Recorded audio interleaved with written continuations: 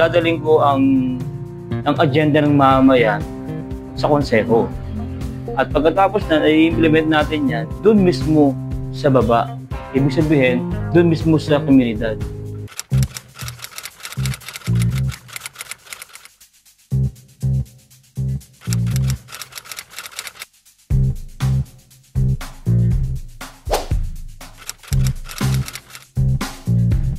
Ako po pala si Rene Mira, taga Marikina City. Ako po ay tumatakbong konsehal sa Distrito 2 ng Marikina. Ako po ay mula sa mga vendors, sa Fortune United Vendors. Ayun yung pangkasalukuyang aking kinaanibang samahan. Nagtulak sa akin na maging organizer ng vendor kasi po nakita ko po yung sitwasyon talaga ng mga vendors sa Marikina bilang pagkarnibong tao ng panahon na yun. Talagang dapat natin tugunan yung pangailangan talaga na tigisin natin yung isang sektor para talagang mapansin tayo ng gobyerno. Kasi kawawa talaga yung mga vendor, no? Dumadami sila, tapos sagsagan pa rin yung hulihan, siyempre tabang syudad, tapos walang malinaw na programa yung local government, especially sa Marikina. Kaya yung puso ko, sinikop talaga na ilapit sa kanila. At yun, ipaunawa sa kanila kung ano ba yung kahalaga ng samahan. Tapos nabuo namin yung Fortune United Vendors.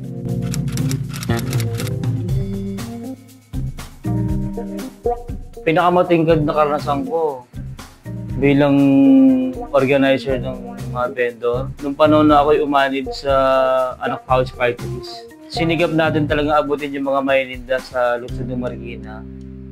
At tagumpay naman dahil nabuo yung sama na o yung samahang mayininda nagkakaisa sa Marikina.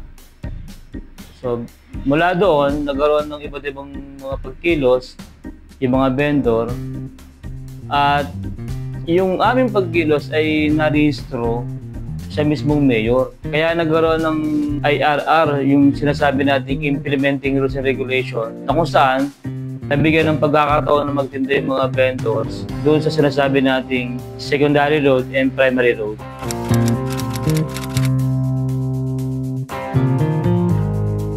Ang pinakapangunahin talagang bibigyan ko ng pansin dyan ay yung una-una yung pagbaha ng Marikina. Dapat talaga merong partisipasyon yung mga karating na lugar. Ibig sabihin, halimbawa yung Rizal, yung Pasig, dapat meron din silang rule na gagawin. Kasi kung titingnan nyo po yung Rizal, pati yung mga bundok natin dyan ay ginagawa na pong quarry, no? Pinukuhaan ng mga iba't ibang mga mineral na kung saan nawawalan talaga ng tibay na yung lupa natin. So ang naging resulta ay pagbabaha o yung sinasabi nating soil erosion. So ang talagang kawawa yung mamamayan. Bigyan natin talaga ng awareness yung mamamayan. Bigyan natin sila ng rule. Kung sasagawa ko ng sinasabi nating full approach, no? Bababa ko sa community, kakusapin ko umasa o papatawa ko ng iba't ibang mga forma ng discussion upang sa ganun talakayin talaga ano ba magiging solusyon sa baha. Kung ako lang talaga, hindi ko magawa yun, hindi ko kayang resolvehin yun. Dapat talaga andyan ang masa.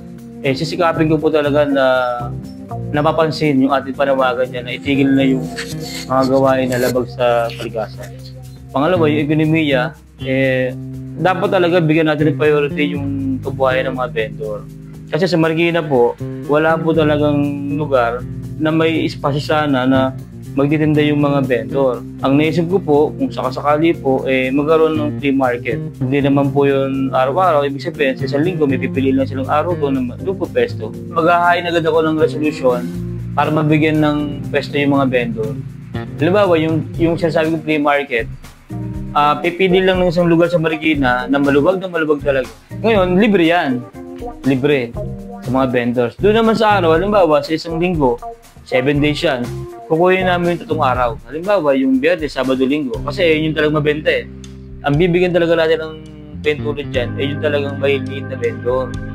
Para naman sa ganun, kumita naman. Yung 4 na araw, didiskarte na yan naman, didiskarte naman puhunan yan.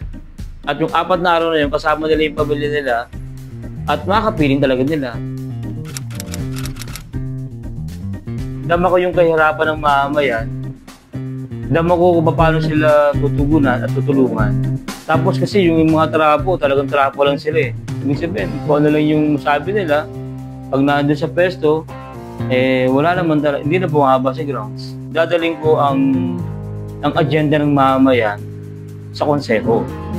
At pagkatapos na, i-implement natin yan, doon mismo sa baba. Ibig sabihin, doon mismo sa komunidad. Ang dadaling ko sa konseho ay people's agenda. Ang pag-uusapan sa konseho, yung issue ng lipunan. Bibigyan talaga ng pansin yung mga pangunahing usapin. Halimbawa, yung taas ng bilihin. Ano ba ang magiging solusyon dyan ng local government? Ayan ang malaking kaibahan ng mga makabayang kandidato. Malinaw naman na tayo yung nagbibigay talaga ng mga pangunahing agenda para sa mamamayan.